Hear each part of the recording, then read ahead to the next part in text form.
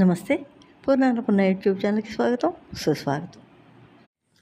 ఆరోగ్యమే మహాభాగ్యం అని అన్నారు మన పెద్దలు.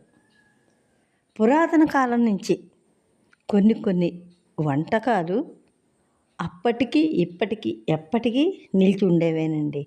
వాటి ఔన్నత్యం అలాంటిది. అలాంటి ప్రత్యేకమైన వంటకాలు, మన పురాతన వంటకాల్లో కొన్ని వంటకాలు చాలా గొప్పవండి. ఈరోజు నేను వీడియోలో పెడుతుంది మినపసున్ని.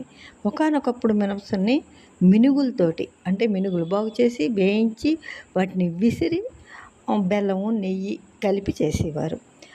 అదే మినపసున్ని కొంచెం మార్పుతోటి నేను చేశాను. మినపసున్ని అనేది ఒక ప్రత్యేకమైన పిండి వంట అండి.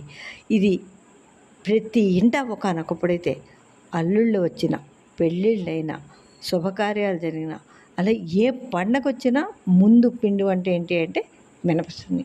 అంత గొప్ప ప్రత్యేకత కలిగినటువంటి ఈ పిండి వంట ఇప్పుడు కనుమరుగవుతోంది. ఈ మినపసున్ని ఎలా చేయాలండి వీడియో పెట్టాను. కొన్ని క్లిప్పింగ్స్ మిస్ అయి ఉండొచ్చును, అందుకని చేసే మళ్ళీ వాయిస్ పెడుతున్నాను. మినప్పప్పు నేనైతే 1/2 కేజీ తీసుకున్నాను. 1/2 కేజీ ఎర్రగా వేయించాలి. వేయించి వేరే ఒక బేసిన్ కానీ పళ్ళెంలో కానీ తీసుకుని, ఒక గ్లాసు అంటే 1/2 కేజీకి తక్కువ బియ్యం తీసుకుని వేయించాలి. అవి కూడా మినపప్పులో కలిపి వచ్చును. వేయించిన తర్వాత అయితే వేయించేప్పుడు 2 వేరువేరుగా వేయించాలి. వీటి తర్వాత జీడిపప్పు వేసాను. 1/2 కేజీకి ఒక 100 గ్రాములు, 50 గ్రాములు బాదం పప్పు వేయాలి. ఇది కూడా ఎర్రగా వేయించాలి. ఈ రెండింటితో పాటు యాలక్కాయలు, బెల్లం, 1/2 కేజీ బెల్లం పట్టింది. ఒక 1/2 కేజీ దాకా నెయ్యి పట్టింది. ఈ నెయ్యి ఇంత పట్టడానికి కారణం ఏంటంటే, బెల్లాన్ని ఎక్కడైనా ముక్కలు ఉంటుందేమో అని పాకంలో పట్టి ఈ ఆడిన పౌడర్ వేసి దాంట్లో నెయ్యి పోసి కరిగించి వేడి చేసిన నెయ్యి ఉండలు తయారు చేశాను. దాని చేత నెయ్యి ఎక్కువ పట్టింది. ఇదండి ఈ మినపసున్ని తయారీ విధానం. చూడండి, ఖరీదు ఎక్కువే ఉంటుంది. ఎందుకంటే నాకు అంతా కలిపి 24 ఉండలు, చిన్న ఉండలు.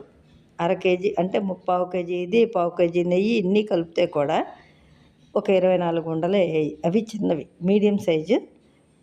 ఖరీదు ఎక్కువే ఉంటుంది. నాకే ఇప్పుడు 400 చిల్లర అయింది ఒక 1/2 కేజీ కొలతలకైతే. కానీ పౌష్టికాహారం కనుక ఒంటికి మంచిది. అంటే ఒకప్పుడైతే డెలివరీ అయిన వాళ్ళకు కూడా 2 నెలలు 3 నెలలు అయిపోయాక మినపసున్ని పెట్టేవారు. అనారోగ్యంతో జ్వరం అది వచ్చాక కొంచెం తేరుకున్నాక బలం చేయడానికి, అంటే మెడిసిన్ అది బాగా వంట పట్టిన తర్వాత మినపసున్ని ఇచ్చేవారు. ఇప్పుడంటే అన్ని రోజులేంటో ఏది ఇవ్వకూడదు అంటున్నారు అనుకోండి, అది తెలియదు. కానీ మా ఇంట్లో అయితే కనుక మినపసున్ని వాడుతూ ఉంటాము.